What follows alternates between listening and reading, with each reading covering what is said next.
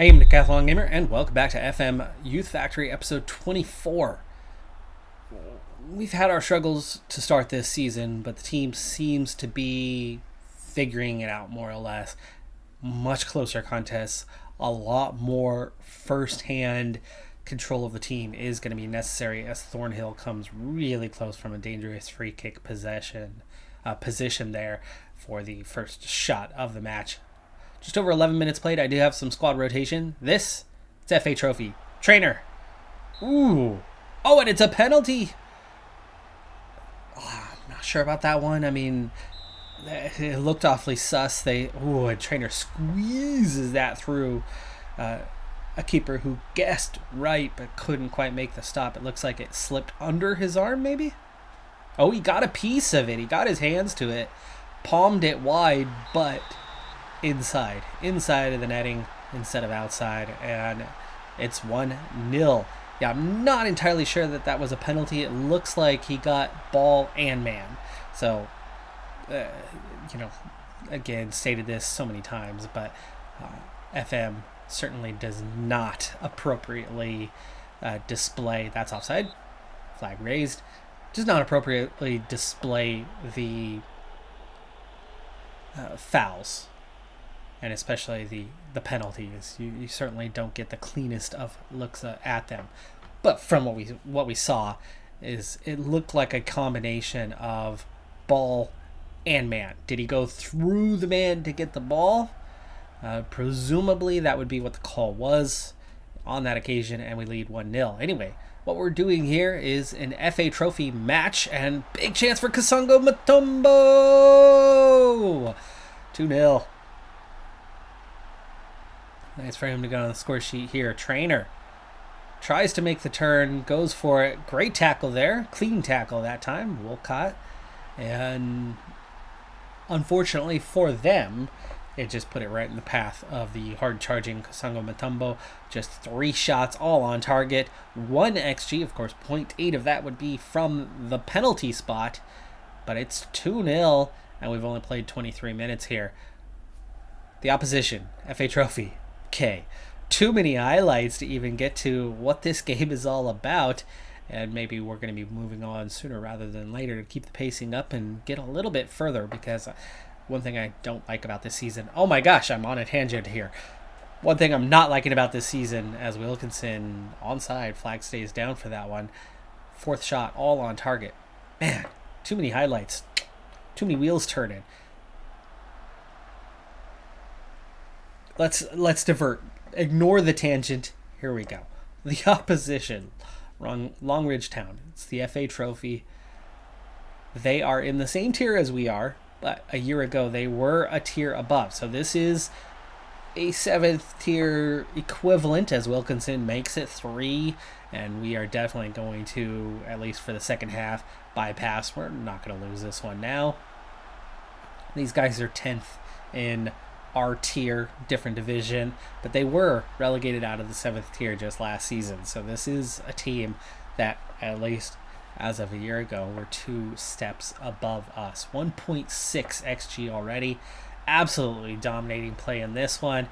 Ignore the tangent. Let's just move on. And hey, it's 3-0. We're gonna take care of this. The squad rotation helping us out as well, as we have still, so far this season, every single week of this year has been 2 matches. Every single one. So we need a break. And so I'm getting a few of those players that break for today. We've got another match in just a couple of days. The pressure stays on, and it's another important one. Still in the qualifying rounds of the FA Cup. And we've lucked out and had a much easier draw than what we have had in previous rounds anyway. It's a team a division below us, which not many of those are left in the tournament at this stage. The one thing about this match, though, is that I'm taking a fair bit of risk with some squad rotation, because we need it. I don't necessarily care. I know we are not going to be competitive in the FA Cup in the grander scale of things, and the team has certain expectations, but ultimately we know that I can't be fired. So therefore, with that, certain box ticked, which of course was in place because of that first season and starting from absolute nothing and being committed to, hey, this is a long-term series, a long-term job, one club. We're not switching clubs, and so we are ensuring that safety net. But regardless, Thornhill was onside there, and we get a corner kick. Keeper, big play there to make that stop, and we go awfully close on that occasion. It's still early, and we've had little half chances already. So it looks like we could and should be headed in the direction of a goal, but a big turnover there and poor play from Webb. Double mistake from Webb. Really, he misses the first ball off the bounce, and then as he rotates, he gives it away. Gosh, out of nowhere, totally against the run of play. They get a chance, and really should have scored. Really should have scored. That last match that I cut off just before halftime. Thornhill! There you go. There's the opener. Told you it was coming. It was only a matter of time, and really, 17 minutes in is not a lot of time. Totally lost my train of thought, but as we continue on here, the squad rotation is largely down to just this extreme fatigue that we've been facing. Mortland is finally back from his injury. He did play the last half hour of the last match, and there you go, wheels turning again. That last match ended up finishing 5-1.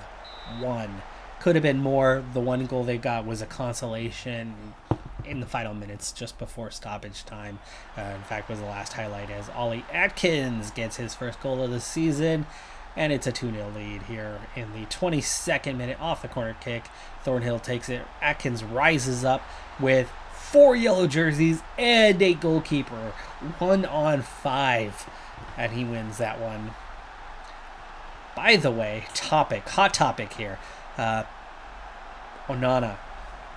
Wolves, by the way, just brilliance tactically, how they played, how they took advantage of knowing the couple of weaknesses that Manchester United have in their current squad, in their tactics, and really down to kind of individual players and what their particular limitations were. But the way that Wolves kept squeezing them and putting them in a rough position as Thornhill makes it 3, by the way, with half an hour played. Wolves deserve to win that match. However, so much attention goes down to the penalty shout at the end that VAR and the referee neither saw as a penalty, when most people say, hey, come on, that's a slam dunk penalty. And I would say that it should have been a penalty, but it wasn't called a penalty. The referee didn't deem it as one. He didn't see it as one. He had a decent position on what was going on there, and I think there's something that he might have seen that I'll get to in just a second. Is that looked offside, but maybe not, because that was about a missed header, and Graham, while he was behind his man, that's not when the ball was played. The missed header, the ball is played here, and it's just a missed header, and Graham just, is the recipient of it. So now it's 3-1. They get back in. They get a goal back here. Anyway, back to Onana and the stoppage time penalty shout. Referee doesn't call it. So I understand why VAR doesn't overvene, because there's not enough there to force an overturn. It's there. But as many would argue, I don't think it's a slam dunk. I do think it was a penalty, if called live. Not called live, I don't think there's enough there to overturn. Mortland with the assist. Kasungo Mutombo makes it 4. We get back to that 3-goal stretch. We'll definitely be wrapping this up soon, but we do have a brief discussion here to finish while the topic is fresh in my mind and not coming back to it. Squad rotation, no problem. Back to Onana. The reason why I think that there's an argument that it's not a penalty, which, like I said, I do think it is a penalty if called live. The reason why VAR can't overturn it is the guy who won the header before Onana comes in, He, as he rises up, shoves both his teammate and Wan-Bissaka to the ground. He should have been called first. He commits the initial penalty, or the initial foul, before Onana comes in and crashes not into the guy who won the header, but into the teammate who is now out of control due to his teammate shoving him over. And that's the guy that Onana comes into. And Onana's late. But second point on this one, because that still doesn't necessarily stop it from being a penalty, because Onana does come in late. McFadden carrying a knock. We want to get him out of here. For anyone. I mean, we've got enough of a cushion. I do not have a left back to bring on maybe another Kitching opportunity here. Yes. And I want to get Ryan Gordon in. He's finally coming back from his injury. Getting him a few minutes off the bench will be helpful for him to get back up to match fitness. To wrap up the point here, and the match is almost done already. It's just been a quick half, really. There hasn't been much highlights. Not that I've been speaking terribly long, but anyway. Second point, and it's wrong, but it's the nature of the game, is that keepers get away with more. All the time. All the time. I was absolutely furious during the preseason match between Manchester United and Wrexham when the young goalkeeper, whatever his name was, absolutely just pummeled Paul Mullen, puncturing his lung. Doesn't get sent off. It's goal scoring opportunity. It's one-on-one. It's out of the box. Doesn't make a play on the ball at all. I don't care. It's a friendly. That's a simple red card situation. A lot of anger is sent in the way of that goalkeeper for making that play of hardcore Wrexham fans. And that anger wouldn't be there half as much if the ref simply did his job and appropriately awarded a red card in that situation. He didn't even get a yellow card in that situation. The foul was called, nothing more. Keepers get away with too much. But consistency suggests that Onana's going to get away with that.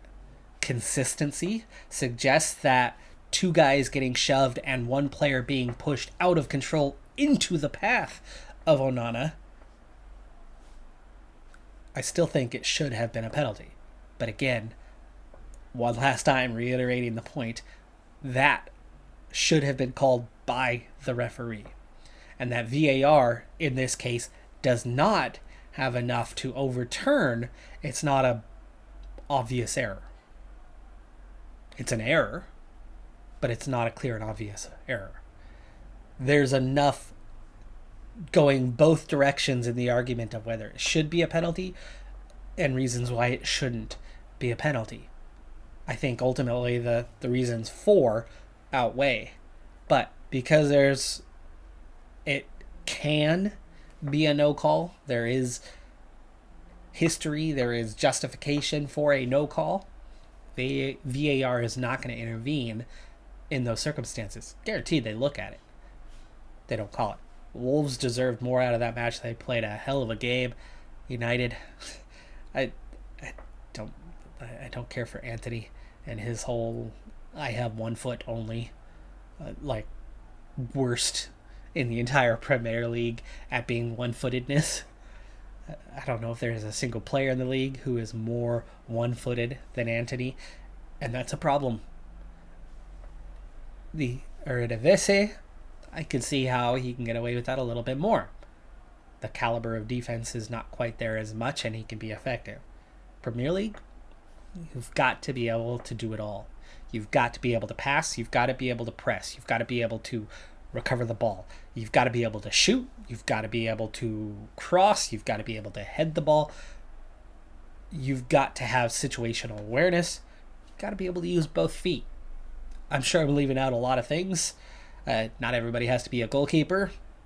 In theory, you only need one of those. That whole red card situation is rare enough that no, you do not need to have 10 outfield players capable of stepping into the goal.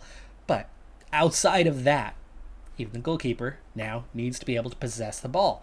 De Gea might have been a great goalkeeper in most aspects, best with his feet in the entire world, lacking in some other areas. One in particular was a major problem, and that is in possession.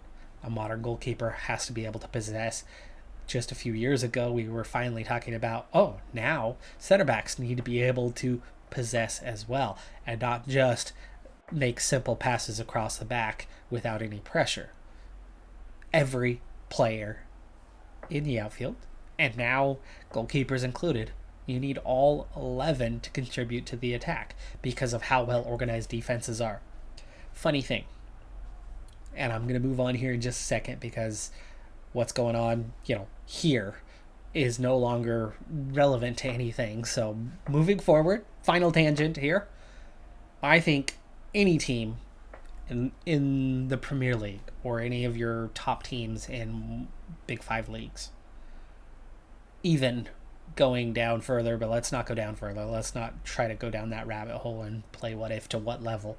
I think any modern 2023 football club in the biggest divisions, any last one of them, would crush any team from 30 years ago.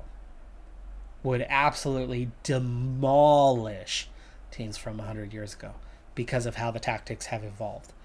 Yes, a team from 100 years ago is playing with a different round ball than what we play with today. And that alone has changed the game substantially. But the fitness, the athleticism, the tactical know-how of a team, you can take a player from today and throw them back there, and that they would absolutely demolish those around them in quality. Teenagers today are better quality than what you had in a player 100 years ago. I think a professional now, especially on any of those Big Five leagues, and in particular the deepest league, Premier League, any of them could, even 30 years ago. Tactics evolved. There have been some greats. Pele is easily still arguably the greatest player of all time. Would he do... Actually, arguably, he could, right? He had the ability to beat players one-on-one. He had the skill to beat players one-on-one. So he could probably fare well in today's game. But not many could. Most would not. Most would struggle to play on a modern team. Even just, class of 99 guys. Many of them would struggle today. That's my opinion. Not all agree with it, but I think the game has evolved into such a state that it is so much stronger, so much deeper. Every player is expected to do more and more and more each and every year.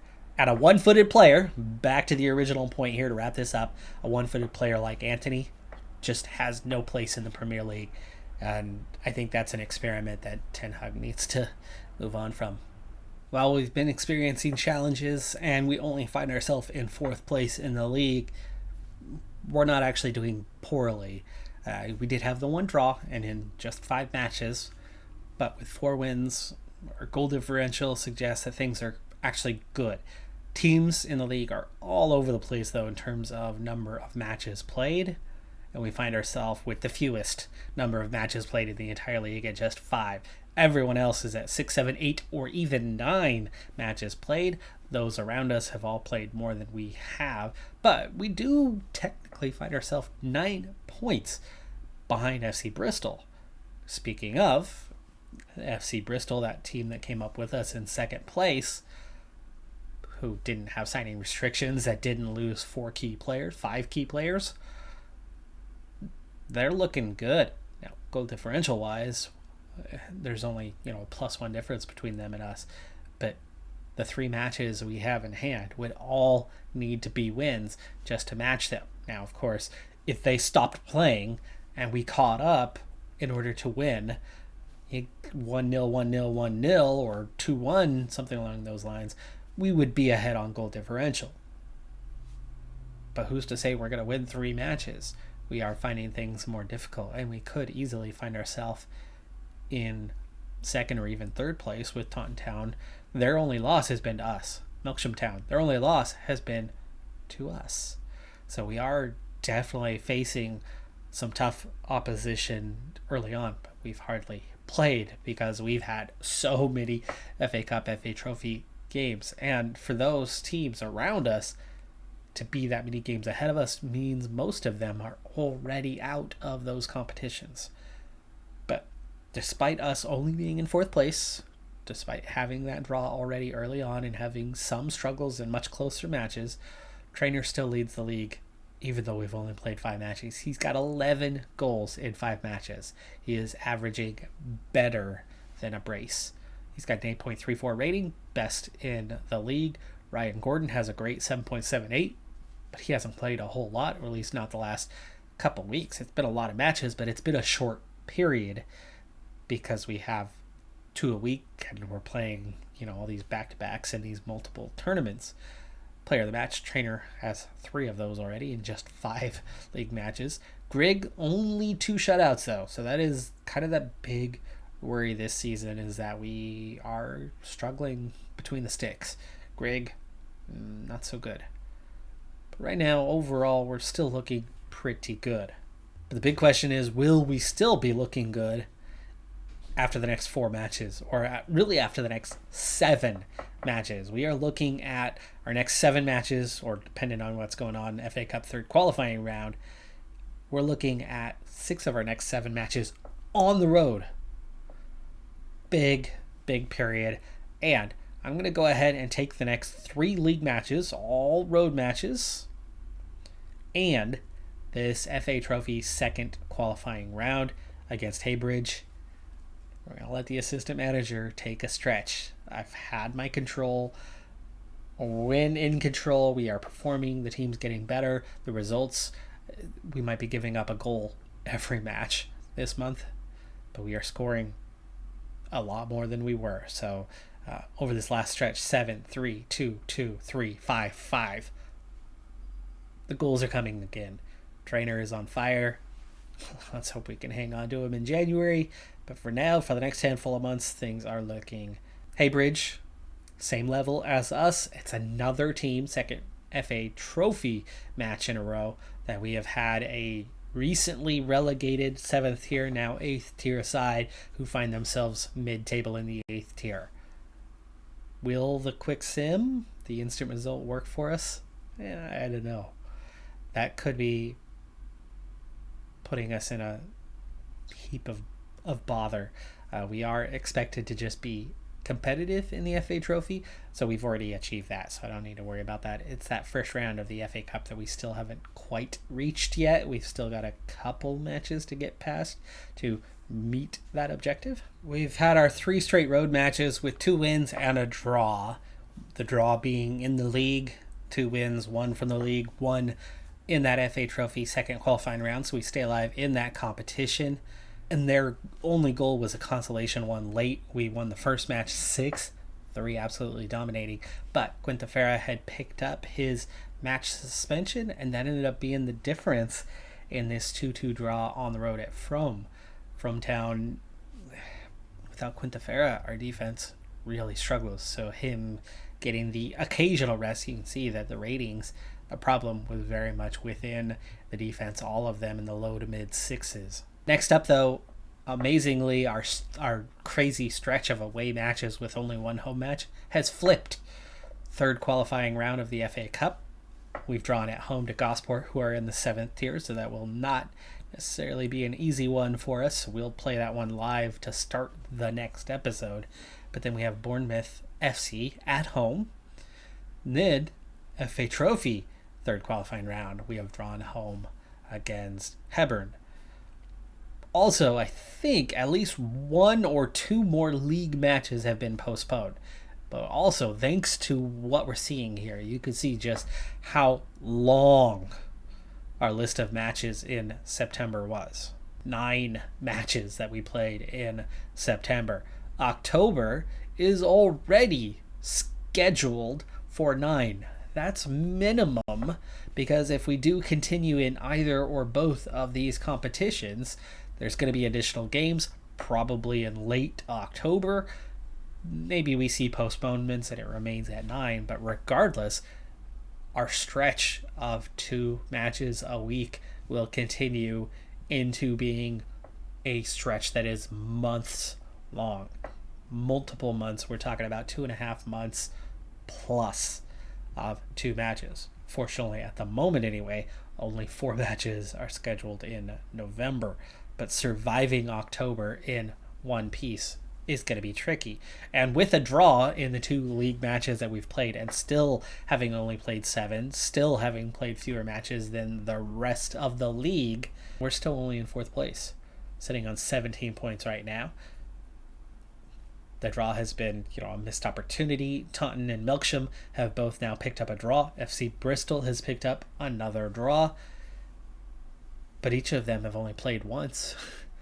So we closed the gap on them a little because we got to play twice. But the absurdity of our schedule remains. It's like being a team that's qualified for European competition and having to have that level of squad depth, which we don't have. A year ago, arguably we had.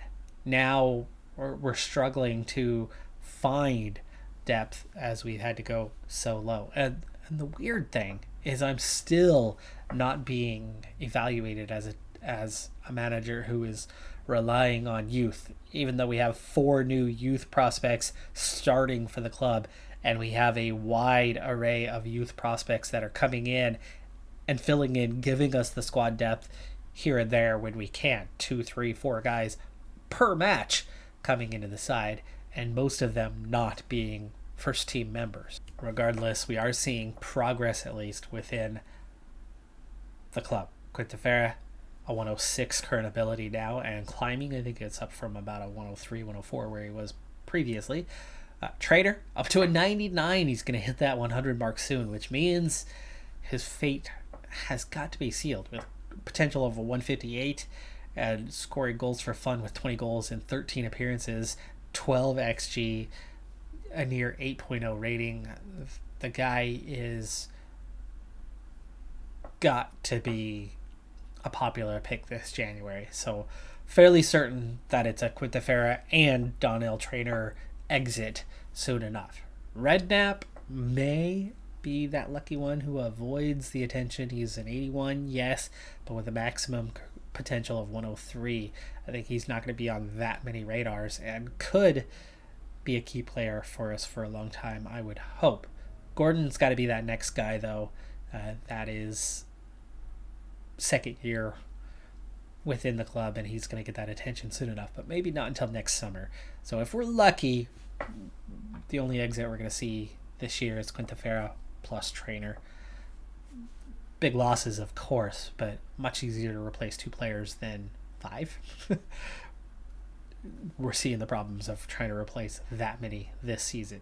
We're faring okay, though. We are doing pretty all right, all things considered. And we're definitely seeing some progress, and some rapid progress. I mean, Linehan, Penrose, McFadden are coming along. Thornhill is starting to come along. Kitching is growing. He was in the 40s. He's already at 55 now. So, yeah, there's... The low end are improving pretty rapidly right now. We've got some staff in place.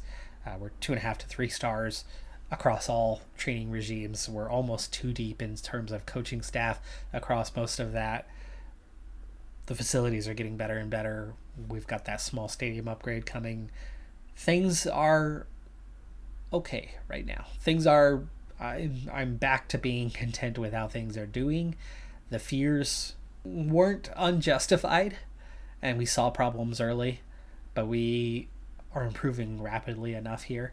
The big problem right now, the fear for the current season, is if injuries start to, because we are at a stage right now where, looking at the condition of these guys, damn near the whole squad is just exhausted. The match load is very high nearly across the board. I'm trying to get that rotation here and there to drop them down to at least medium, but injury risk is super high, And with another full month of 2 matches weekly ahead of us, a couple key injuries could put us back into a worrying spot. If we can keep 9 starters on the field per match and get that small amount of rotation with the improvement we're seeing, we'll be okay. But if we suddenly lose 2, 3, 4 starters to injury, trouble could be brewing real fast. And again, we only find ourselves in 4th place right now. Yes, we might have games in hand, but we're not on top. We're not 6 points ahead. And then, oh no, injuries. Can we survive? No, we're behind as it is. We have to win those matches to get ahead. And if we take the injuries, we might not be winning those matches. So there are concerns. There are still concerns. Starting to see the light of day that this team is going to be capable if we can stay healthy.